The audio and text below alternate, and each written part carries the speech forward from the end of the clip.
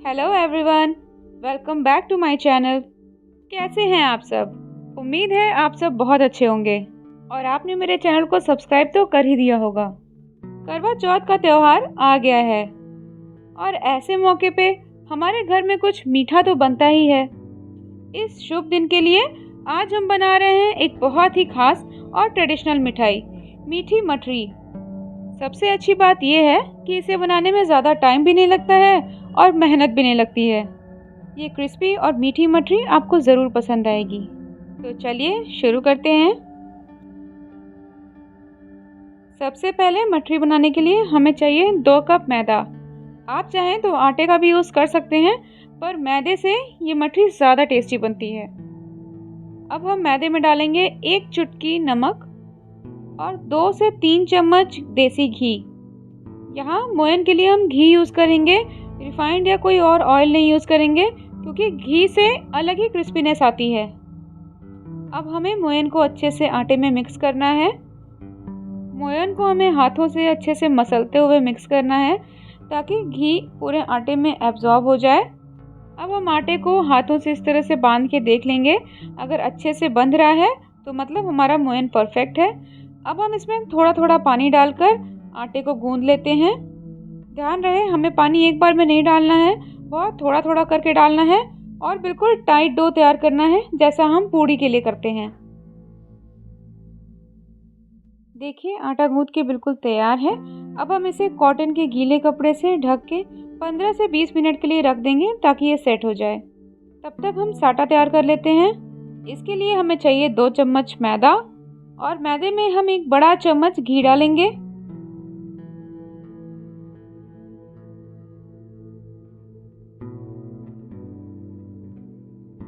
अब हम इसको अच्छे से फेंटते हुए मिक्स कर लेते हैं।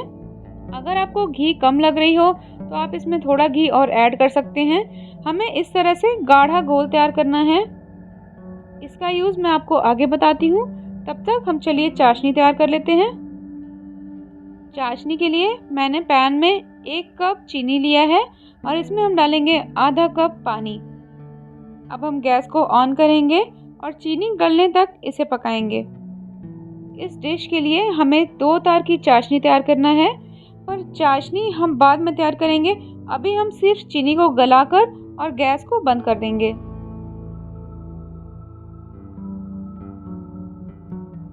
पंद्रह से 20 मिनट हो चुका है और यहाँ हमारा आटा बिल्कुल सेट हो चुका है। इसे हम एक बार फिर हाथों से अच्छे से गूंद लेंगे।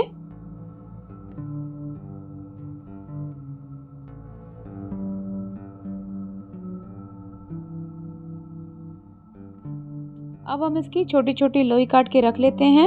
एक बार में हमें 5 लोइयाँ चाहिए। लोई हम उतनी बड़ी काटेंगे जितनी हम पूड़ियों के लिए काटते हैं। देखिए बिल्कुल छोटी छोटी लोइयाँ होनी चाहिए।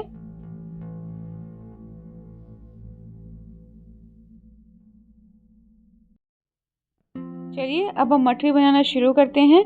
इसके लिए मैंने यहाँ पे 1 लोई ले लिया है। अब हम इसे एक पूड़ी के बराबर बेल लेते हैं।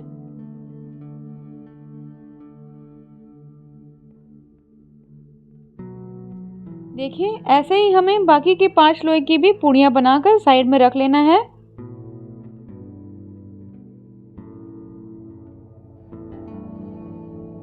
देखिए मैंने 5 पूड़ियाँ बेल के रख ली है। सभी पूड़ियाँ लगभग एक ही साइज़ की हैं। अब हम एक एक करके पूड़ियाँ लेंगे। इसे एक बार बेलन से फिर से हल्का सा बेल लेते हैं। फिर हम इसके ऊपर लगाएंगे थोड़ा सा साटा। साटा पूरी पूड़ी पे अच्छे से स्प्रेड करके लगाइए। फिर ऊपर से थोड़ा सा सूखा मैदा स्प्रिंकल करेंगे और दूसरी पूड़ी को इसके ऊपर इस तरह से लगा देंगे। इसी तरह हम सभी पूड़ियों के ऊपर एक एक करके साटा लगाएंगे। फिर उसके ऊपर सूखा मैदा स्प्रिंकल करेंगे और एक के ऊपर एक पूड़ियों को प्लेस कर देंगे। इस तरह से मठरी बनाने से जब हम मठरी तलते हैं तो उसके बाद उसमें अलग अलग लेयर्स बन जाती हैं, जिसकी वजह से मठरी और भी क्रंची लगती है। देखिए मैंने 5 पूड़ियों को ऐसे लेयर कर दिया है एक के ऊपर एक। अब हम इसे फिर से बेल लेंगे।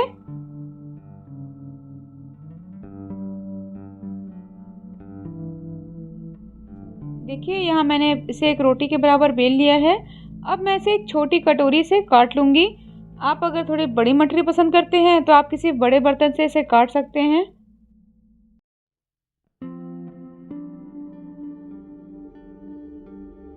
हमने सभी मठरियाँ काट ली हैं। अब हम इसमें से ये एक्स्ट्रा आटा निकाल के साइड कर लेंगे और मठरियों को अलग से रख लेते हैं। अब मैं आपको बताती हूँ एक दूसरे तरह की मठरी जो कि सिंपल पूड़ी की तरह बनती है। इसके लिए मैंने यहाँ पे एक छोटी लोई ली है। सेम हमें पूड़ी के बराबर लोई लेना है और सेम हमें पूड़ी जैसा ही इसे बेलना है। बस एक बात का खास ध्यान रखना है कि ये बिल्कुल पतली नहीं होनी चाहिए, हमें इसे मोटा ही रखना है। देखिए इसे ऐसे मोटा ही रखना है हमें। अब हमें इसे डायरेक्ट नहीं तलना है, इसमें हम किसी फोक से या किसी नाइफ की मदद से ऐसे प्रिक कर देंगे ताकि ये तलते वक्त फूले नहीं। ध्यान रहे दोनों तरफ से अच्छे से प्रिक करें।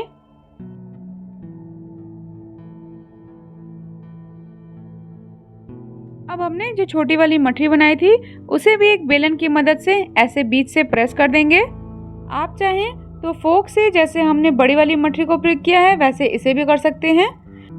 बस ध्यान रहे हमें दोनों साइड से इसे प्रेस करना है ताकि ये फूले नहीं। देखिए मैंने दोनों तरह से यहाँ पे मठरियाँ प्रिक करके तैयार कर ली हैं। अब हम इसे तलते हैं। अब यहाँ हमने एक कढ़ाई में तेल ले लिया है। अब हम इसे गर्म होने देते हैं। जब तक तेल गर्म हो रहा है तब तक चलिए हम चाशनी तैयार कर लेते हैं। यहाँ मैंने चाशनी का फ्लेम फिर से ऑन कर दिया है। अब हम इस चाशनी में ऐड करेंगे 2 कुटी हुई हरी इलायची और 8 से 10 केसर के स्ट्रैंड्स। केसर से बहुत खूबसूरत कलर आएगा और इलायची इसके टेस्ट को एनहांस करेगी। चाशनी को हमें तब तक पकाना है जब तक ये 2 तार की ना हो जाए। अब जब तक चाशनी पक रही है तब तक चलिए हम मठरी तल लेते हैं क्योंकि हमारा तेल अब गर्म हो गया है। देखिए हमने थोड़ा सा मैदा डाल के इसमें चेक किया है, इसमें बबल्स आ रहे हैं। अब हम एक एक करके मठरियों को तेल में डालेंगे और ध्यान रखिएगा फ्लेम हमें बिल्कुल लो या मीडियम रखना है ताकि मठरियाँ अंदर तक अच्छे से कुक हो। मठरियों को कुक करने में थोड़ा टाइम लग सकता है पर हमें पेशेंस रखना होगा। तेज़ आंच पे मठरियाँ बाहर से अच्छे से रेड हो जाएंगी पर अंदर से कच्ची रह जाएंगी, इसलिए ध्यान रखिएगा और फ्लेम को बिल्कुल लो या लो टू मीडियम ही रखिएगा। अब एक तरफ हमारी चाशनी भी तैयार हो रही है तो हम इसे भी बीच बीच में चलाते रहेंगे। अब ऐसे हाथों से आप इसे चेक कर सकते हैं। देखिए चाशनी में एक तार बनने लगा है, हमें इसे थोड़ा और गाढ़ा करना है।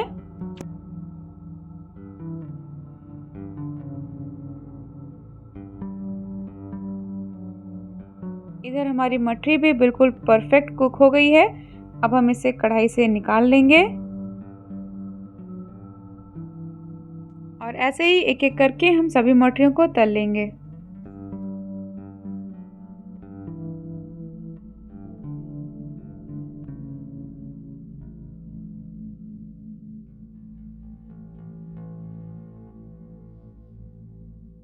मठरियों को हमें बीच बीच में पलटते रहना है ताकि ये दोनों साइड से बिल्कुल अच्छे से परफेक्टली कुक हो जाए।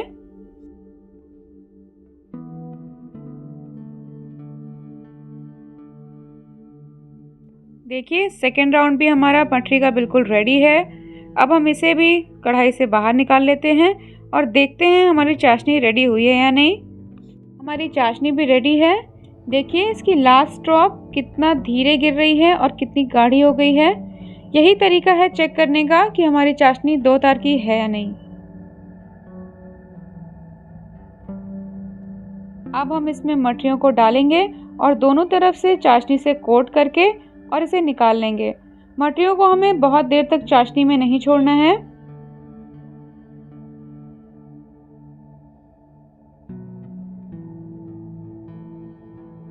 इसी तरह हम बड़ी वाली मठरी को भी चाशनी में कोट कर लेंगे दोनों तरफ से अच्छे से।